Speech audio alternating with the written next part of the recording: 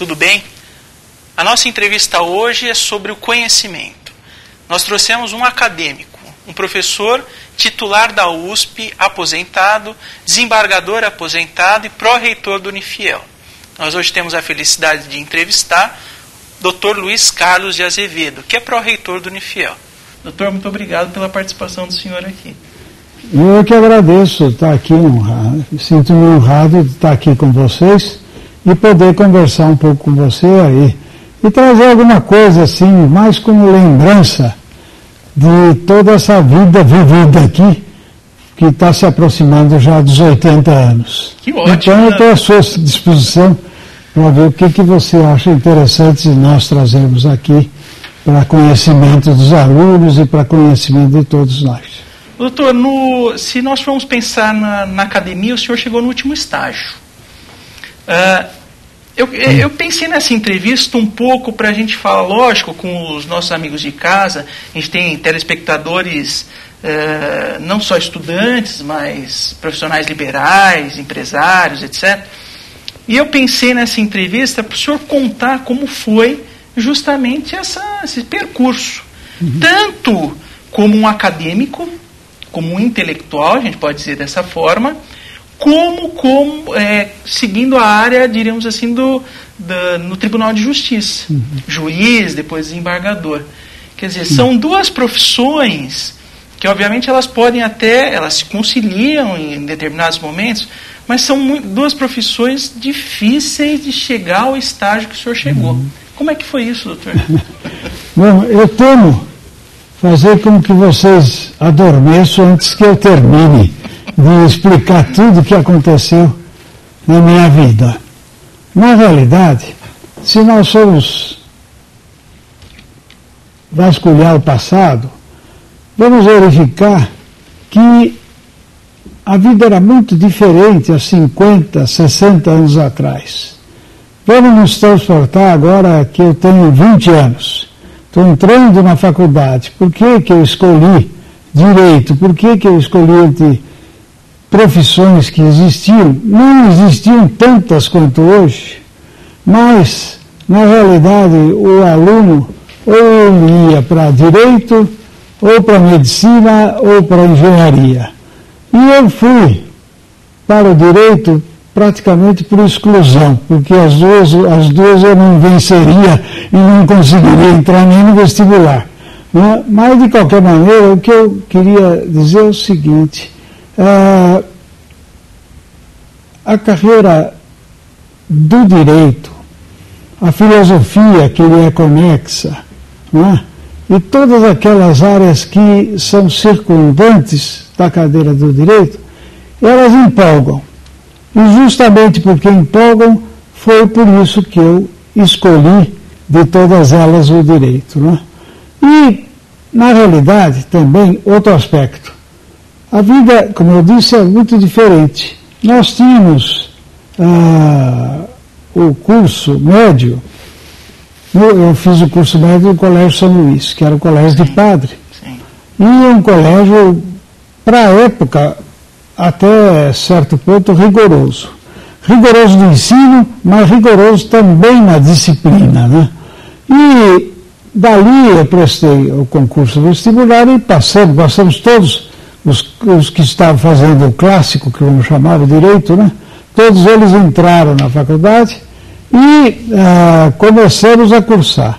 E o que me impressionou muito foi a liberdade que nós passamos a ter na Faculdade de Direito, coisa que não existia no São Luís. Né? Sim. Mas, doutor, alguém inspirou o senhor?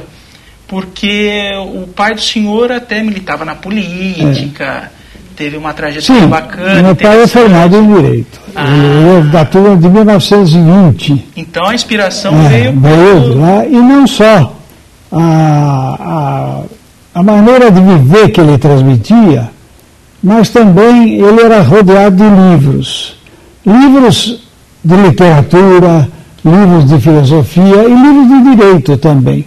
Não tão específicos como depois eu acabei adquirindo no curso da vida, porque isso a vida nos exigiu, a profissão nos exigiu. Mas ele teve esse condão de transmitir essa ideia de caminhar junto ao direito e fazê-lo em função da justiça. Não só o direito, mas também caminhando em prol da justiça. E ele ficou especificamente na advocacia? Não, ele foi para o Tribunal de Justiça. Ele era sobretudo político. Ficou na política? Ele não exerceu a advocacia. Ele se formou na Universidade de São Paulo também. Na Universidade de São Paulo. Ele iniciou aqui, isso é interessante para o programa de televisão, ele iniciou aqui a carreira de radialista. Olha que interessante. Tanto que ele foi eleito deputado federal, justamente porque ele foi um dos primeiros que conseguiu transmitir pelo rádio aquilo que ele pretendia fazer na política, para o bem do país, etc. Né, e tal.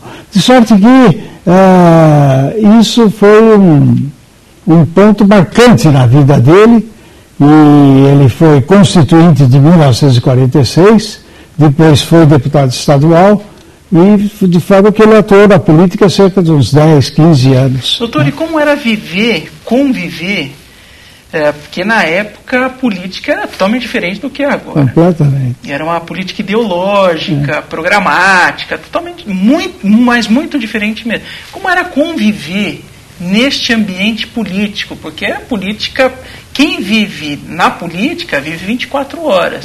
E como era essa convivência, doutor? O que mais assim o senhor admirava, tanto no seu pai, enquanto político, quanto no próprio processo político? Ele pertenceu ao Partido Democrata Cristão, que elegeu só 2 deputados, ele e o padre Arruda Câmara. Né? E tanto na Constituição, são os 2 últimos que estão lá, né, assinando a Constituição de 46, né? Mas ele apreciava muito toda essa atividade política. Entre os projetos que ele lançou, um era o retorno às garantias individuais daqueles que eram chamados súditos do eixo, italianos, alemães e japoneses, que tinham vindo para o Brasil, esperavam conhecer uma vida boa, mas durante algum tempo, durante a guerra, tiveram seus bens confiscados, mas depois, mercê desse projeto de lei que vigorou, venceu, eles voltaram a readquirir os seus bens e tal. De forma foi um passo muito importante, né, para o bem desses membros desses estrangeiros, né? Isso foi uma das... Mas ele era muito religioso. Então ele tinha esse programa da Hora da Ave Maria, né? Que era só rádio. Nessa época não existia televisão, nem se pensava em televisão, né? Doutor, eu quero que o senhor me conte um pouquinho mais sobre essa vida política, e por que o senhor não seguiu pela política também, já que tinha um político em casa, no próximo bloco. Porque esse bloco a gente já terminou, a gente vai para o próximo bloco, e o senhor volta falando um pouquinho sobre isso. Hoje o programa Contraponto, entrevista ao pró-reitor, Dr. Luiz Carlos de Azevedo. Vamos ao intervalo, voltamos na sequência.